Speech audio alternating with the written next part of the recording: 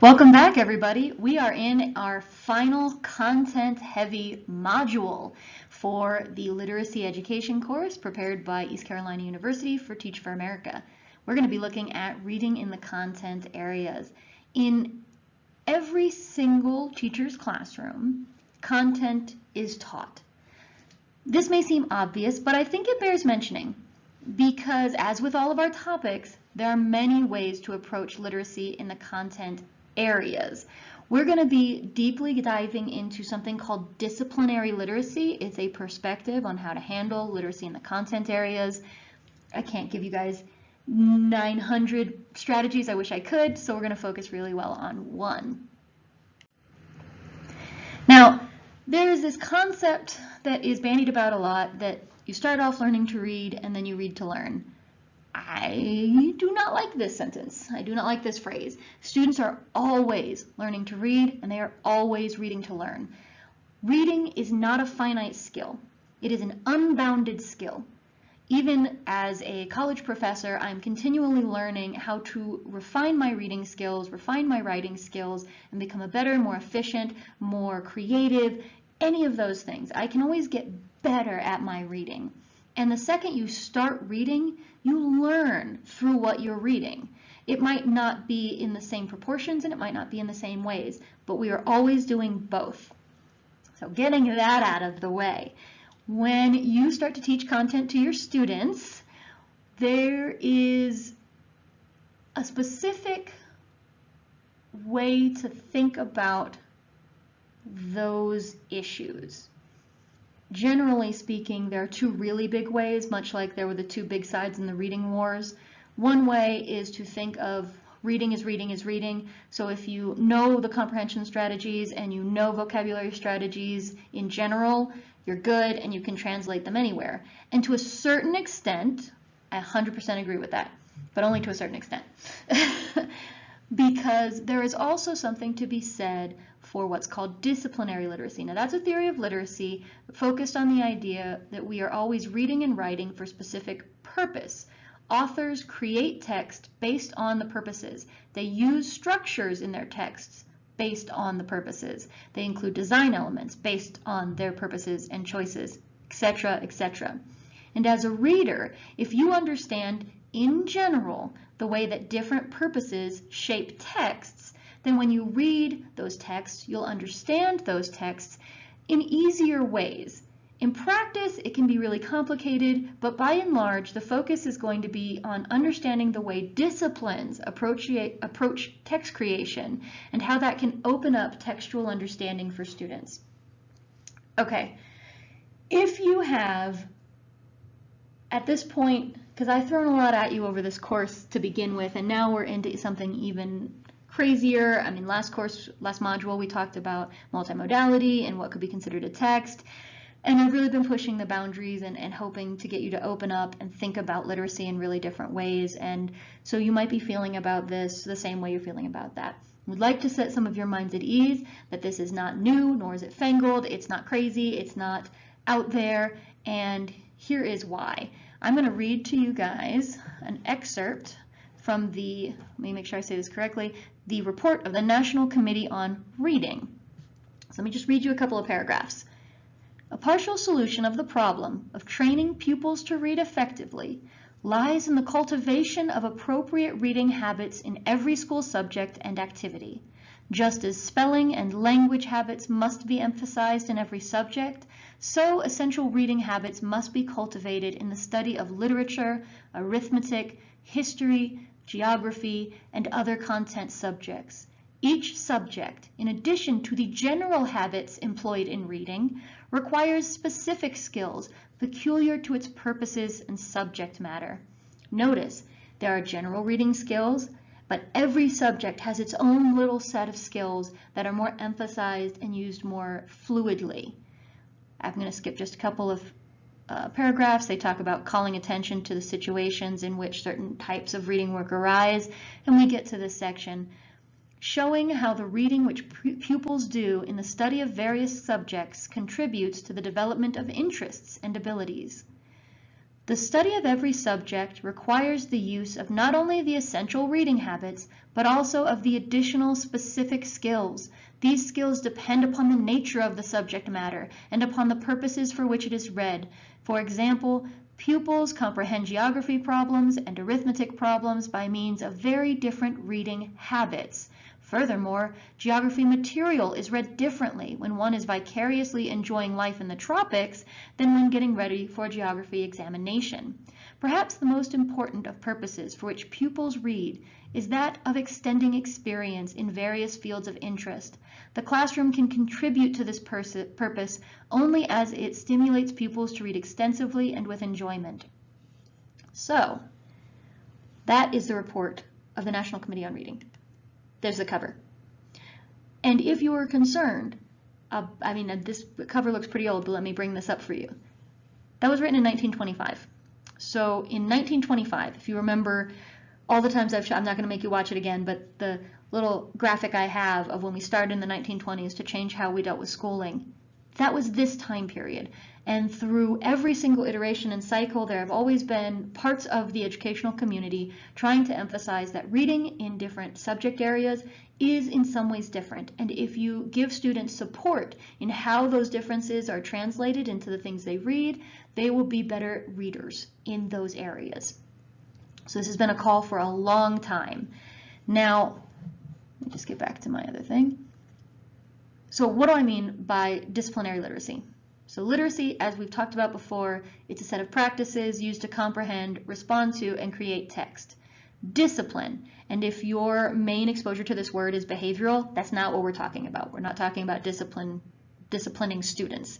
We're talking about a different meaning. If you think back to vocabulary, the module on vocabulary, how they can have different meanings, yes. So instead, we're talking about a field of study.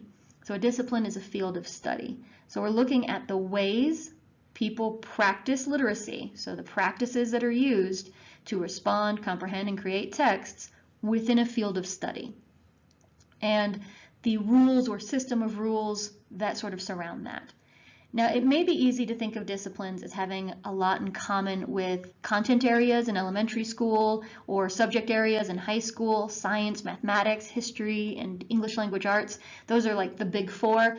But this way of viewing reading text can really accommodate almost any field that has patterns to their reading and writing behavior that they then base their systems on.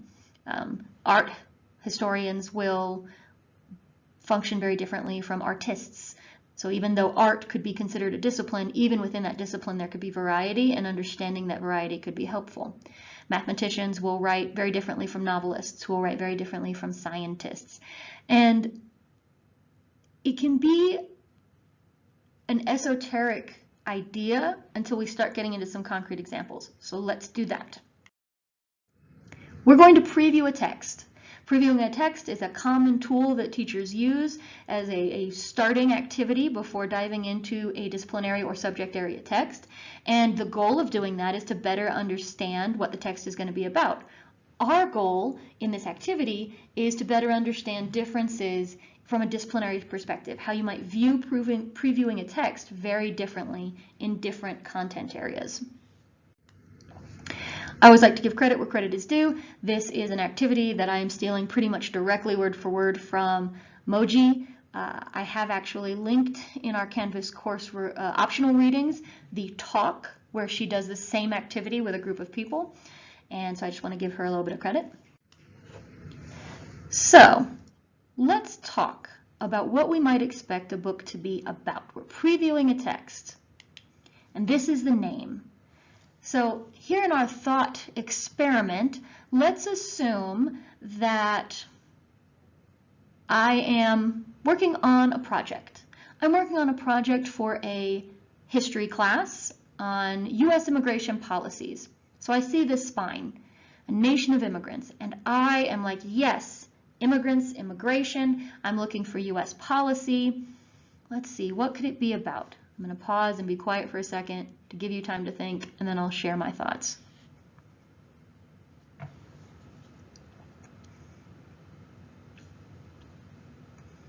Okay, you might have thought completely differently.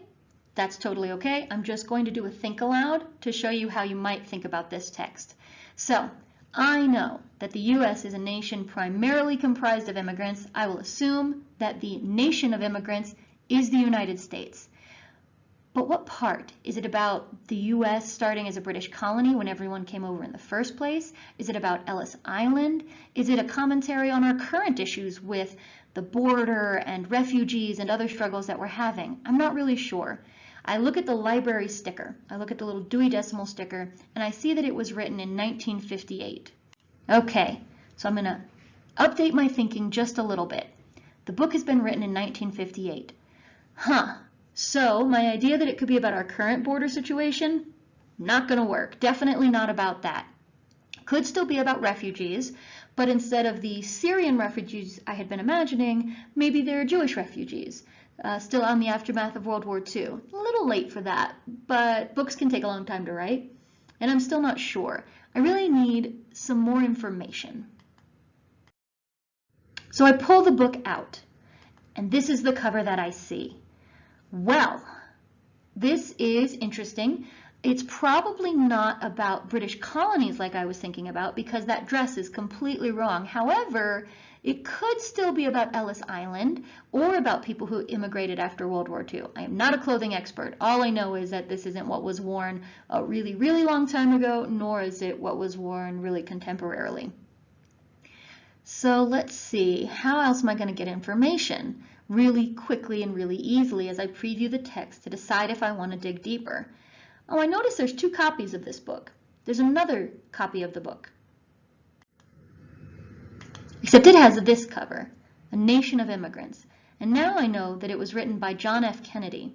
And here's what I know about Kennedy. I know that Kennedy was a president.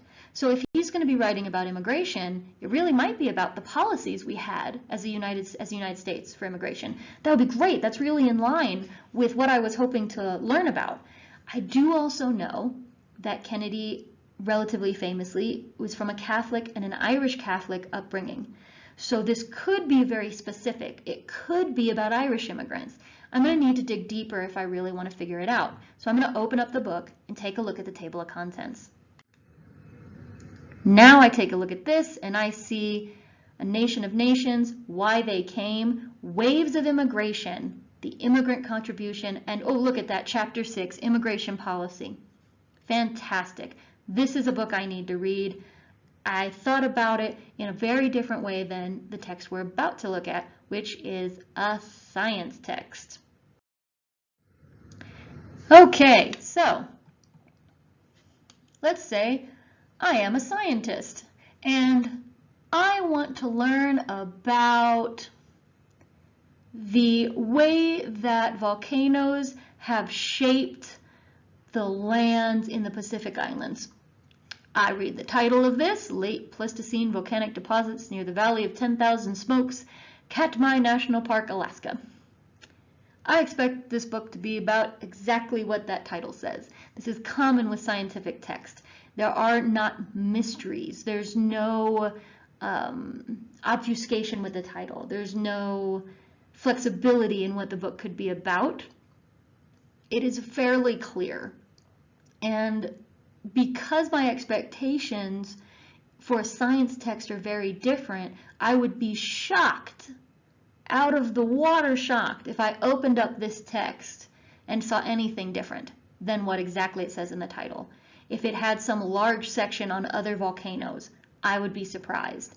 And so as a reader, and who is very savvy in the ways that scientists write their texts, as opposed to how historians write their texts, I'm not even going to pick it up. I'm not even going to open it. I'm just going to move on.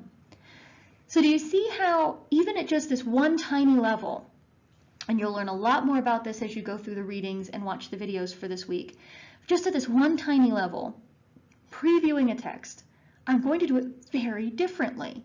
As a historian, as a mathematician, as an artist, as a novelist, if I am reading books with different purposes in mind, I'm going to do that differently. Not crazy differently. I still use the building blocks. I'm still going to use my general reading strategies.